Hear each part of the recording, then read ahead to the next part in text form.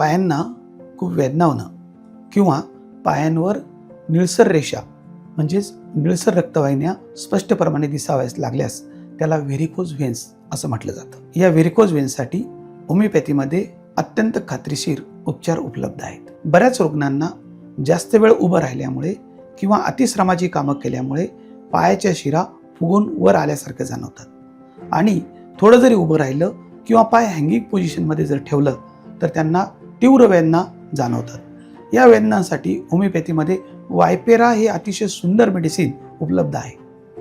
यासारखी अनेक औषधंही उपलब्ध आहेत। यामध्ये जेव्हा पायांमध्ये शिरा फुगतात, निळसर पाय पडतात किंवा पायांमध्ये व्हेरिकोज अल्सर तयार होतो, या सर्वांचे व्हिडिओ आपण आपल्या इन्स्टा आयडीवर टाकलेले आहेत। आपण त्यावेळेस ते बघू शकतात की किती लवकर व्हेरिकोज अल्सर सुद्धा अतिशय चांगल्या प्रकारे होमिओपॅथिक औषधांनी बरा होऊ शकतो।